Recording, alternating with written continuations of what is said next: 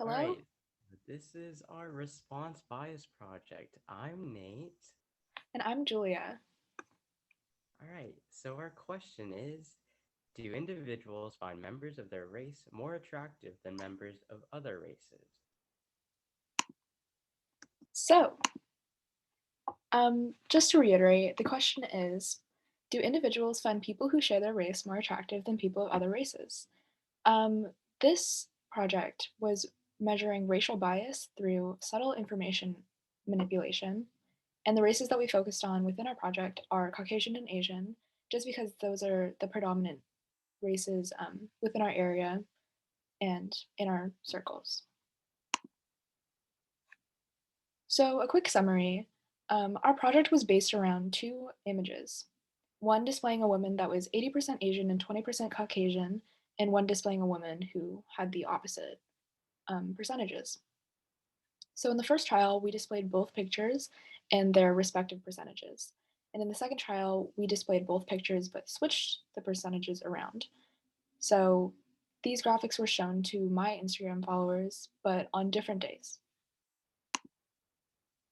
So, here are the pictures. Um, the left one, as you can see, has the correct um, percentages, and the second one does not. So, our main hypothesis was switching the percentages would lead to our subjects changing their answers, and they would choose the women that associates more with their race. So, the population studied um, was all of my Instagram followers that answered my poll twice. So, all of the people who only answered one of the polls or and not the other did not get counted. The sample size in total was 55 people. 30 of them were Caucasian, and 25 of them were Asian. And this was a voluntary sample because the population could answer if they wanted to. So, to organize all this data, we converged all of the usernames into a Google Sheets, and we included who voted for who and their race. So we alphabetized it so we could see which um, people matched up to who, matched up to like which person they chose on the poll. So this is one example. We blurred out the names because we wanted to keep the data anonymous, and we also realized that within our data, both Asian and Caucasian people, everyone voted for the same person in both trials, despite the change in labels, which was an unexpected road bump, but yes. Take it away, Nate. All right, so basically, I split the two the two women into different groups because okay, so I had in the first trial I split them into our Asian subjects and our Caucasian subjects.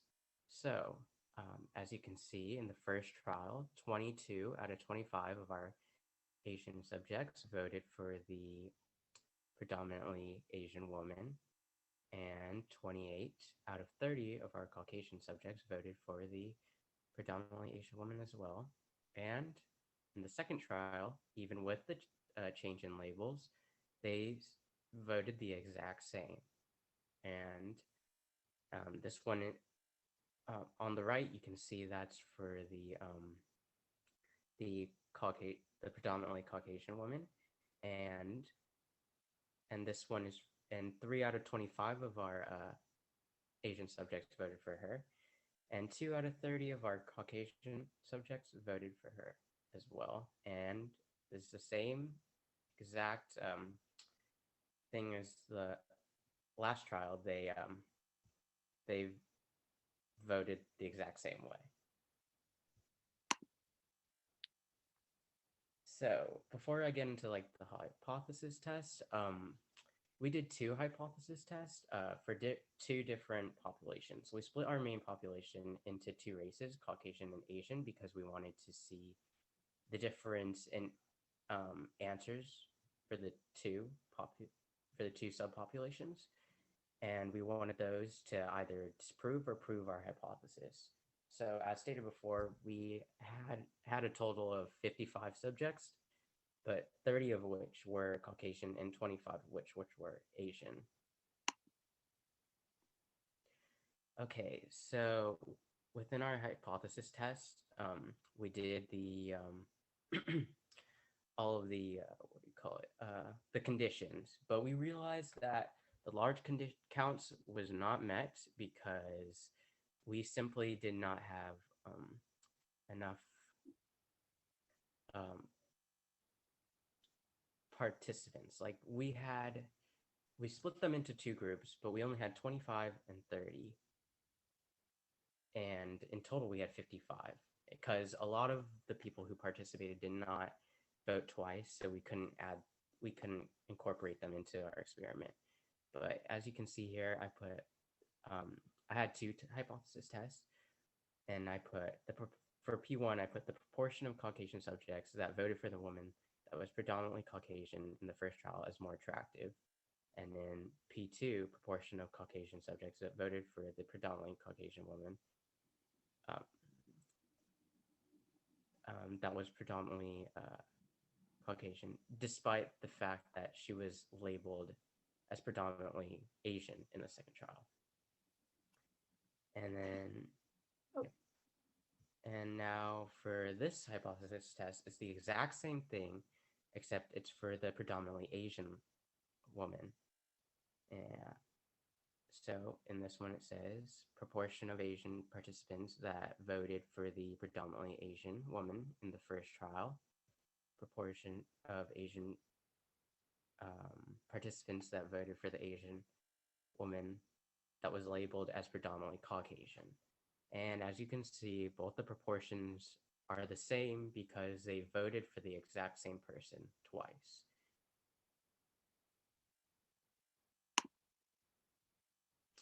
Okay, so here's our statistical inference and conclusion of our hypothesis test.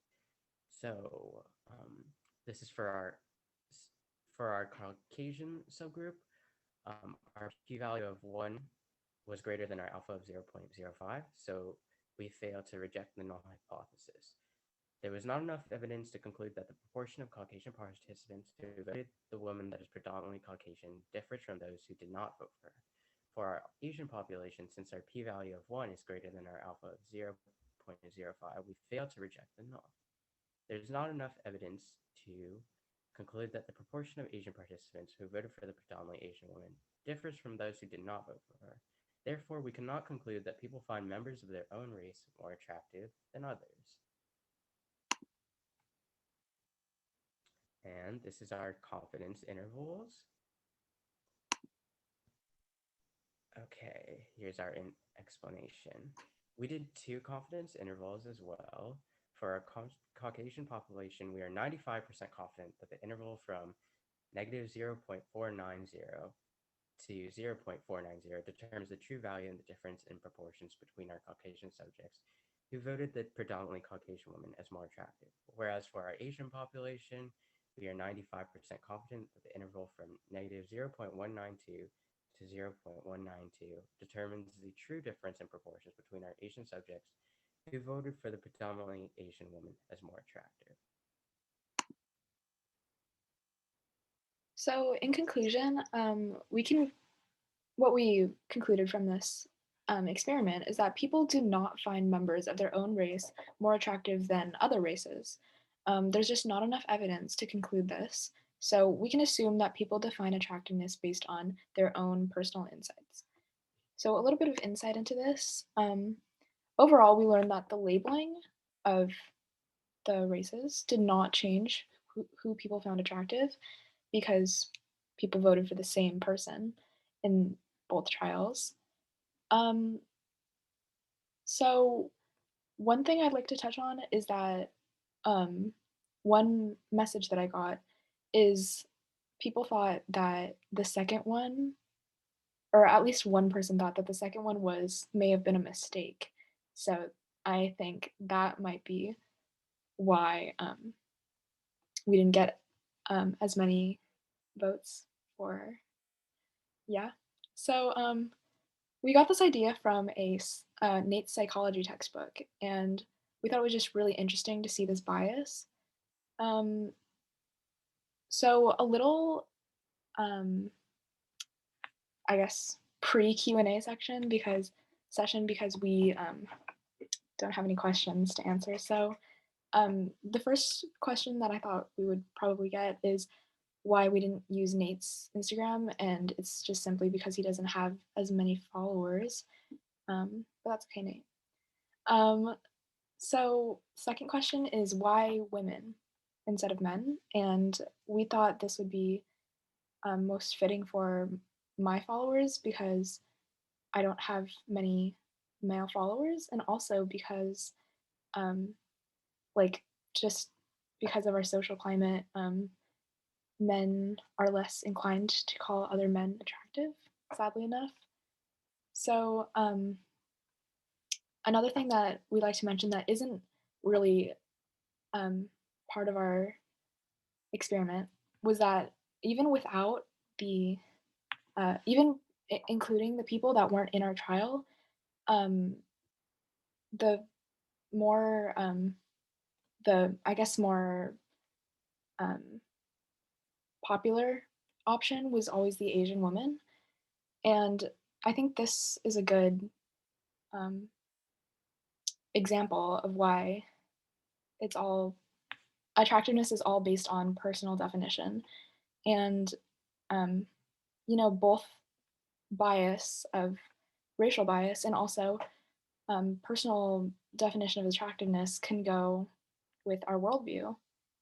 Um, and I think we wanted to end this whole presentation by saying beauty is in the eye of the beholder. Thank you. Um,